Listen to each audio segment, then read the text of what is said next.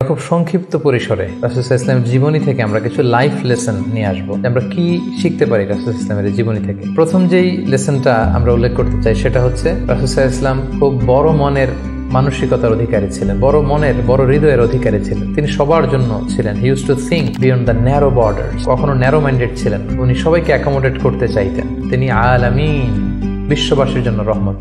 He is for all and his teaching is for all. দ্বিতীয় যে শিক্ষাটা আমরা পাই সেটা হচ্ছে রাসূল সাল্লাল্লাহু আলাইহি ওয়াসাল্লাম সবসময় সংঘবদ্ধ জীবনযাপন করেছেন। আমরা যদি দেখি মক্কাতে সংঘবদ্ধ, মদিনাতে সংঘবদ্ধ, যেখানে তিনি ছিলেন সংঘবদ্ধ ছিলেন। এবং আমরা যেন ইউনাইটেড থাকি, কোরআনের শিক্ষাটা তিনি বারবার করেছেন। ওয়ালা তাফাররাকু, তোমরা বিচ্ছিন্ন হয় না, তোমরা আলাদা হয়ে জীবনযাপন করো না, বরং তোমরা সংঘবদ্ধ জীবনযাপন করো। ৩ নম্বর যে শিক্ষাটি আমরা পাই রাসূল সাল্লাল্লাহু আলাইহি ওয়াসাল্লামের জীবনী থেকে সেটা হচ্ছে তিনি পিস লাভার ছিলেন, শান্তিকামী। কখনো সংঘাতে সহজে বিরোধে জড়াতে চাইতেন না। সবসময় শান্তি প্রতিষ্ঠায় তিনি অগ্রগামী ছিলেন। আমরা যদি দেখি যে কুরাইশদের সাথেও কিন্তু তিনি পিস ট্রিটি করেছেন, শান্তি চুক্তি। সাহাবারা রাজি হচ্ছিলেন না, কিন্তু তিনি করেছেন। মদিনায় এসে তিনি মদিনা চার্টার করেছেন, মদিনা সনদ করেছেন, ইহুদিদের সাথে একসাথে থেকেছেন। কিন্তু মদিনা সনদ ভঙ্গ হয়েছে যখন তারা বিশ্বাসঘাতকতা করেছে। তার মানে তিনি সবসময় শান্তির পক্ষে ছিলেন। তো আমরা যারা নবীজির উম্মত বলে নিজেদেরকে দাবি করি, আমরা যেন সবসময় শান্তিকামী হই, আমরা যেন শান্তির পক্ষে থাকি। এটা আমাদের জন্য শিক্ষা। ৪ নম্বর যে শিক্ষাটি আমরা পাই সেটা হচ্ছে he was the flag bearer of justice. ন্যায় যেখানে, সত্য যেখানে, ইনসাফ যেখানে, জাস্টিস যেখানে, তিনি সেখানে। তার প্রমাণ আমরা দেখি ২০ বছর বয়সে তিনি যখন যুবক, তখন তিনি হেলফুল ফুজুল নামে যুব সংঘ করেছেন। উদ্দেশ্য কি ছিল? মাআল মাজলুম দিদ্দা যালিম। আমরা সবসময় মাজলুমের পক্ষে থাকবো, জালেমের বিরুদ্ধে। কোনো জালেম যেন কোনো ব্যবসায়ীকে, ভিনদেশীকে, কাউকে যেন ঠকাতে না পারে। মাজলুমের পক্ষে লড়বার জন্য তিনি এটা করেছেন। তার মানে ইনসাফ, জাস্টিস, ন্যায় পরায়ণতার পক্ষে তিনি সবসময় কাজ করেছেন। আমরা যেন সবসময় ন্যায় পরায়ণতার পক্ষে থাকি, এটাই আমাদের জন্য শিক্ষা। ৫ নম্বর যে ব্যাপারটা আমরা দেখি যে রাসূল সাল্লাল্লাহু আলাইহি ওয়াসাল্লামের পুরো জীবনীটা যদি আপনারা খেয়াল করেন, সবসময় রাসূল সাল্লাল্লাহু আলাইহি ওয়াসাল্লাম একটা স্ট্রাগলের মধ্যে দিয়ে গিয়েছেন। তিনি আল্লাহর নবী, শুধু নবী নয়, শ্রেষ্ঠ নবী, আল্লাহর হাবিব। তার কাছে কোরআন নাজিল হয়েছে, তার কাছে ওহী আসতো, আল্লাহর সরাসরি সাহায্য তিনি পেয়েছেন, আল্লাহর সাথে কথা বলতেন। তারপরও তার জীবন কিন্তু স্ট্রাগল মুক্ত ছিল না। সবসময় তিনি স্ট্রাগলের মধ্যে দিয়েছিলেন। আমরা একটু স্ট্রাগল করলে হতাশ হয়ে পড়ি, একটু বিপদে পড়লে হতাশ হয়ে পড়ি। আমরা যদি রাসূলের জীবনী দেখি তাহলে আমরা বুঝতে পারবো না, হতাশ হওয়া যাবে না, ধৈর্য ধারণ করতে হবে। কারণ struggle is the part of our life. আমার নবী স্ট্রাগল করেছেন, তিনি সংগ্রাম করেছেন। সো সংগ্রাম আমাদের জীবনের অংশ।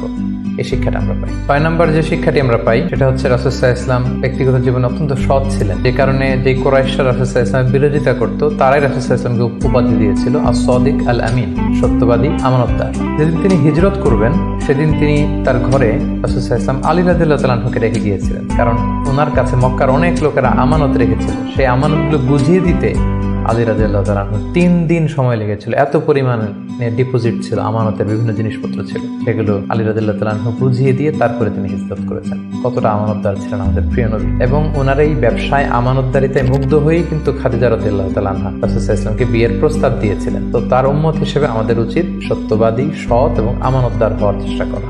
৭ নম্বর যে শিক্ষাটি আমরা রাসূল সাল্লাল্লাহু আলাইহি ওয়াসাল্লামের জীবনী থেকে পাই সেটা হচ্ছে রাসূল সাল্লাল্লাহু আলাইহি ওয়াসাল্লামের একটা ফ্রেন্ডলি ইন্টারাকশন ছিল তার ফলোয়ারদের সাথে, good interaction with the followers. আমাদের অনেক লিডারদের মধ্যে একটা বসি ভাব থাকে যে আমি সব জানি, আমার ফলোয়াররা কিছুই জানে না, আমার টিমের লোকেরা কিছুই জানে না। না, রাসূল সাল্লাল্লাহু আলাইহি ওয়াসাল্লাম এটা করতেন না। কারোর কাছ থেকে কোনো ভালো কনসালটেশন, কোনো পরামর্শ আসলে পলিসি মেকিংয়ে তাদের কথাও তিনি রাখতেন। সুবহানাল্লাহ, এটা একটা গুড লিডারের বৈশিষ্ট্য। ৮ নম্বর যে শিক্ষাটা আমরা পাই সেটা হচ্ছে রাসূল সাল্লাল্লাহু আলাইহি ওয়াসাল্লাম হেভিলি ফোকাসড ছিলেন তার মিশনে। সেই যে মক্কায় তিনি তাওহীদের বাণী প্রচার করতে শুরু করেছেন, রিসালাতের বাণী প্রচার করতে শুরু করেছেন, আখিরাতের কথা মানুষকে প্রচার করতে শুরু করেছেন। তার যে দাওয়াতের ফোকাস, এই ফোকাস থেকে কোনো প্রলোভন, কোনো লোভ, কোনো স্ট্রাগল, কোনো বিপদ রাসূল সাল্লাল্লাহু আলাইহি ওয়াসাল্লামকে এক চুল পরিমাণ নাড়াতে পারেন। তো আমরা যদি জীবনে সফল হতে চাই আমাদের ফোকাস ঠিক রাখতে হবে। ফোকাস থেকে আমরা নড়ে গেলে কিন্তু আমরা সফলতার দেখা পাবো না।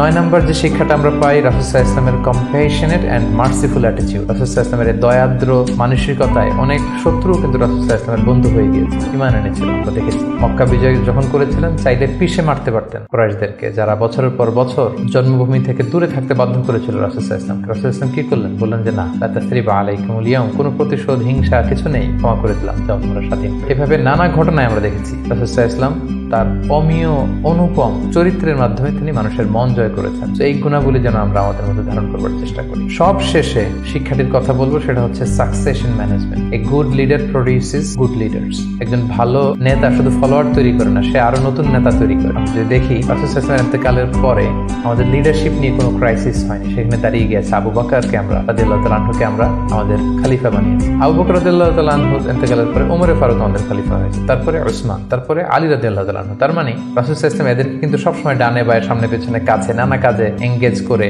নতুন নেতৃত্ব নিউ লিডারশিপ কিন্তু তিনি তৈরি করেছিলেন। ফলে এই সাকসেশন ম্যানেজমেন্টে কিন্তু রাসূল সাল্লাল্লাহু আলাইহি ওয়াসাল্লাম সাকসেসফুল ছিলেন এবং এখান থেকে আমরা যারা লিডারশিপ কোয়ালিটি আমাদের আছে আমরা যেন নতুন লিডার তৈরি করে যেতে পারি উম্মার জন্য, এই শিক্ষাটি কিন্তু আমরা পাই। সম্মানিত শুধু রাসূল সাল্লাল্লাহু আলাইহি ওয়াসাল্লামের ফলোয়ার বা উম্মাহ হিসেবে আমাদের উচিত রাসূল সাল্লাল্লাহু আলাইহি ওয়াসাল্লামের আদর্শকে আমাদের জীবনে বাস্তবায়ন করা, তার প্রতি ভালোবাসার সর্বোচ্চ নমুনা পেশ করা, তার সম্মান আমাদের সম্মান। তাকে যখন গালি দেওয়া হয়, তার বিরুদ্ধে যখন কটু কথা বলা হয়, আমরা যেন তখন তার প্রতিবাদ করি লেখনের মাধ্যমে, বক্তব্যের মাধ্যমে, একত্রিত হয়ে বিভিন্ন ইভেন্টস করার মাধ্যমে। রাসূল সাল্লাল্লাহু আলাইহি ওয়াসাল্লামের রেখে যাওয়ার শিক্ষা যেন আমরা আমাদের বাস্তব জীবনে কাজে লাগাই, আমরা যেন অন্যের কাছে পৌঁছাই, আমরা যেন সোশ্যাল মিডিয়াতে ছড়িয়ে দেই এবং রাসূল সাল্লাল্লাহু আলাইহি ওয়াসাল্লামের এই শিক্ষা যেন আমরা আমাদের অমুসলিম ভাই বোনদের কাছে পৌঁছাতে পারি। আমরা যেন রাসূল সাল্লাল্লাহু আলাইহি ওয়াসাল্লামকে আমাদের জীবনের চাইতে বেশি ভালোবাসতে পারি। আমরা যেন বেশি বেশি রাসূল সাল্লাল্লাহু আলাইহি ওয়াসাল্লামের প্রতি দুরূদ পড়ি, তার রেখে যাওয়ার শিক্ষা এবং আদর্শ যেন আমরা মেনে চলতে পারি। আল্লাহ তাআলা আমাদের সবাইকে কথাগুলো বোঝার, আমল করার তৌফিক দান করুন। Be a part of our vision to listen and share the khair.